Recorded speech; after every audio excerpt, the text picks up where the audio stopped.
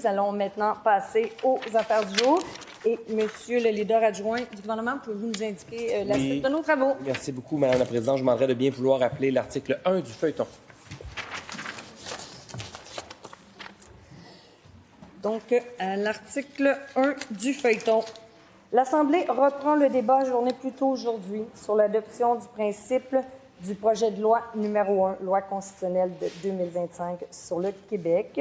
Y a-t-il des interventions? Madame la députée de Verdun, je vous cède la parole.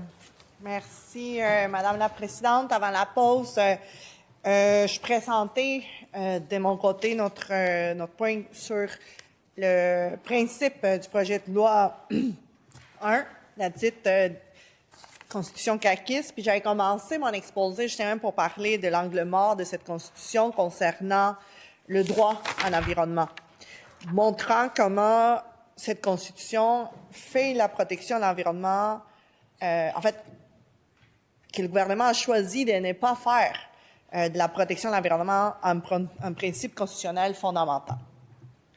J'allais commencer aussi à parler de l'article 20 du projet de loi, ce qui concerne la protection des lots, une protection illusoire.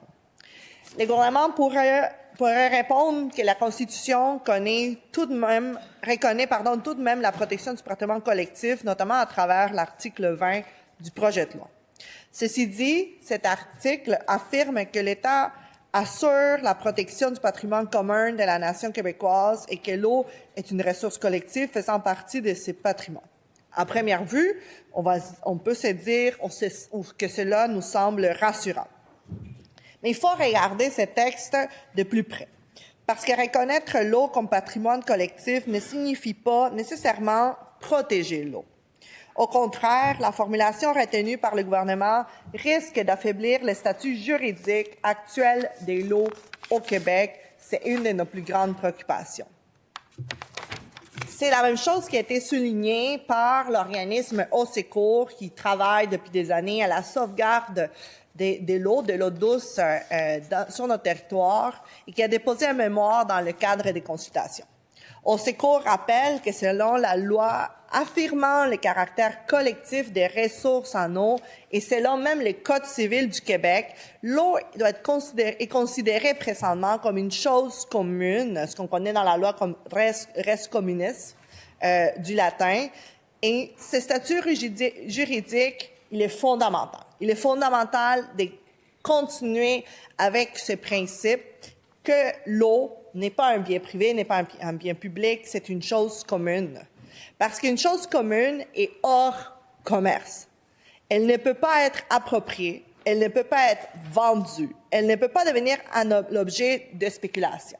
Contrairement, par exemple, à des biens dits publics comme notre forêt, comme nos minéraux, l'eau, elle doit être considérée toujours comme un bien qui ne peut pas être commercialisé ou approprié.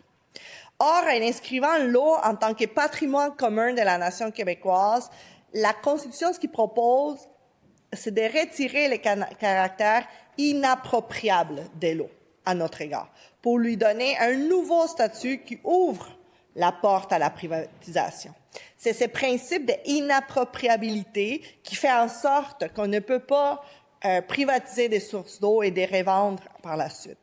Elle modifie profondément la logique juridique en affectant à l'État un rôle de propriétaire, en lui donnant par le fait même le droit de disposer de la ressource comme il l'entend, ou d'en attribuer la gestion ou l'usage à des compagnies privées pour des fins lucratives. Lorsqu'on considère que ce gouvernement a adopté une loi sur mesure et sous bâillon, on s'en souvient tous et toutes, pour permettre à Stablex, une multinationale étrangère, de venir déverser ses déchets toxiques dans ses milieux humides à Blainville, de venir souiller l'eau et de ces milieux à l'ensemble de ces milieux naturels sensibles, un milieu extrêmement riche en biodiversité, malgré la forte opposition du maire, des résidents et des personnes de la région de Blainville. Pouvons-nous réellement faire confiance à ce gouvernement qui inscrit l'eau en tant qu'un patrimoine collectif de la nation parce qu'il veut réellement la protéger? On veut être clair, tout ce que ce projet de loi apporte à l'environnement, c'est la possibilité pour l'État québécois d'utiliser les ressources comme bon lui semble, donc dans ces cas même en allant pour privatiser notre ressource. Ce n'est pas ainsi qu'on protège notre patrimoine collectif. Si on veut vraiment protéger ces patrimoines, ce qu'il faudra faire, c'est avoir l'audace d'imaginer des outils juridiques qui vont permettre de protéger les éléments les plus constitutifs de notre identité collective.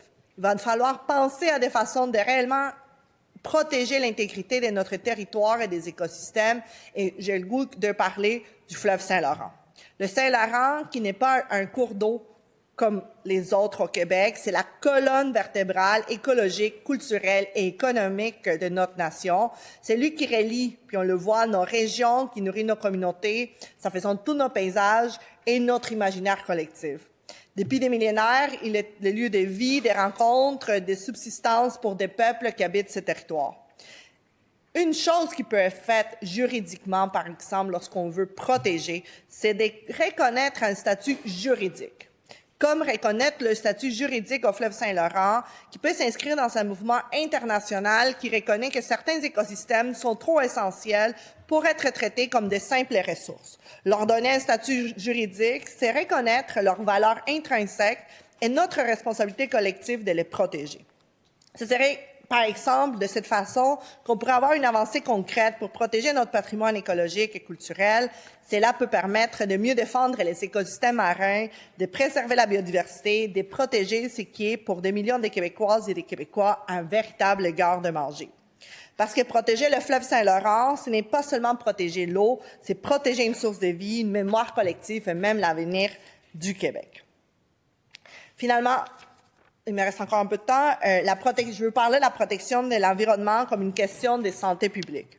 Le droit à un environnement sain n'est pas seulement une question écologique, c'est aussi une question de santé publique. Quand on parle de santé, c'est la santé, une santé qui est durable, puis il va au-delà des accès des soins de santé, même si je pense qu'on va tous et toutes s'entendre ici, tout le travail qu'il faut continuer à faire dans ces sens. Quand on parle des droits à l'environnement, puis le droit à un environnement sain, c'est l'air que nous respirons, c'est l'eau que nous buvons, c'est la qualité des milieux de vie dans lesquels grandissent nos enfants. Les experts en santé publique nous rappellent que la dégradation environnementale a des impacts directs en ce moment sur la santé humaine. Les maladies respiratoires, les maladies chroniques, les effets psychologiques des catastrophes climatiques sont déjà bien documentés. Et ces impacts ne touchent pas tout le monde de la même façon. C'est souvent les populations les plus vulnérables qui vivent dans les quartiers les plus exposés à la pollution, où il y a plus des îlots de chaleur et aux risques environnementaux.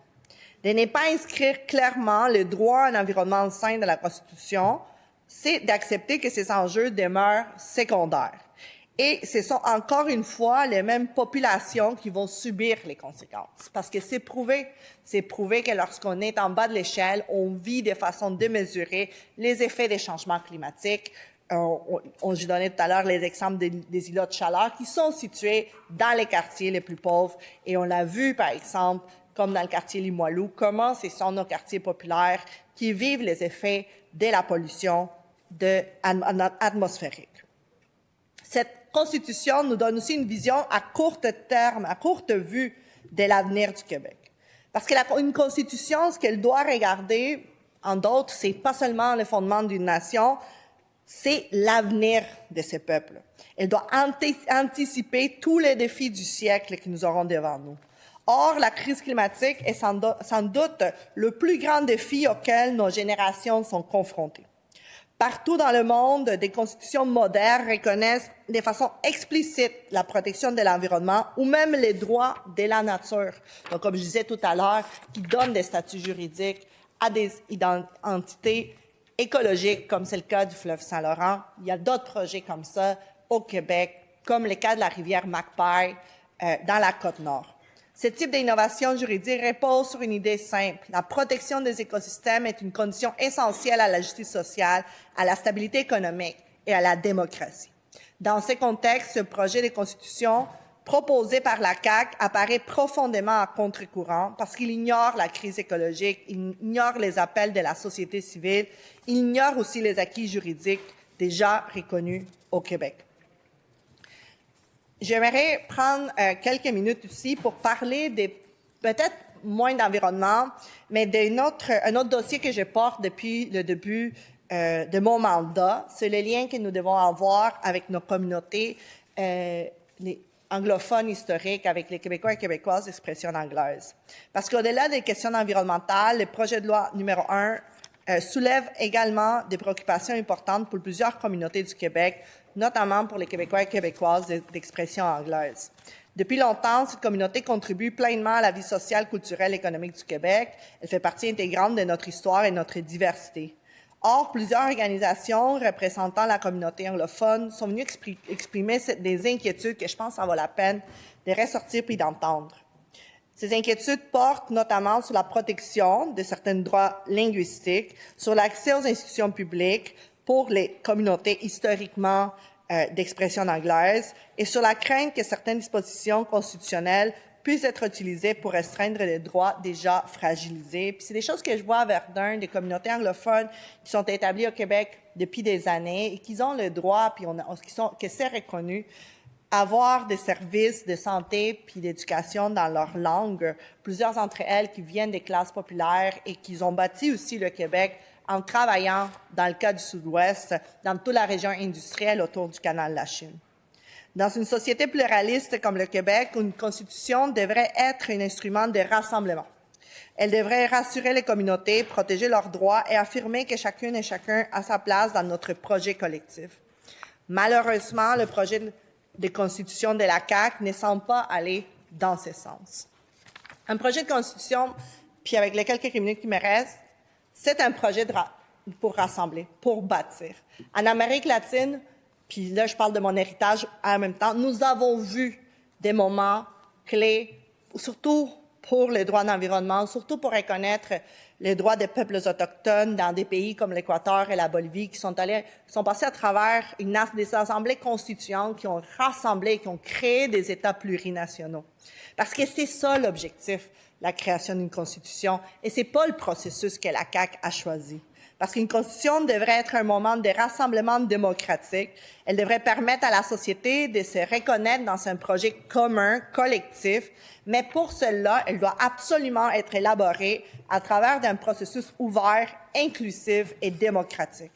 Elle doit être construite avec la participation réelle de la population, et ce n'est pas du tout le processus et c'est pas du tout le projet que la CAQ nous propose aujourd'hui. Pour nous, une autre voie est possible. Pour Québec solidaire, on croit que le Québec mérite, oui, une véritable constitution, mais une constitution écrite par et pour le peuple, pas imposée par un gouvernement qui, en ce moment, on le sait très bien, n'a pas la cote de la population. Une constitution qui doit être élaborée à travers une assemblée constituante démocratique, où les citoyennes et citoyens du Québec vont pouvoir participer à la réflexion sur l'avenir du Québec. Une constitution qui protège clairement les droits humains, qui reconnaît les droits des peuples autochtones et qui place la protection de l'environnement au cœur de notre cadre juridique, parce que l'environnement n'est pas un détail, c'est une condition même de la vie. Madame la Présidente, pour conclure, je souhaite dire que le projet de loi 1 prétend définir les bases constitutionnelles du Québec, mais il échoue profondément à protéger l'un des droits les plus fondamentaux de notre époque, les droits de vivre dans un environnement sain. Il affaiblit le statut juridique de l'eau. Il est en train d'ignorer des acquis de la Charte québécoise des droits et libertés. Il nous propose aucune vision ambitieuse pour protéger nos écosystèmes dans un contexte où la crise climatique nous guette, où nous vivons tous les jours, puis il ne faut pas l'oublier malgré tout ce qui se passe. Malgré tout ce qui se passe, on perd à tous les jours la biodiversité. Choisir d'ignorer des principes fondamentaux, pour nous, c'est incompréhensible.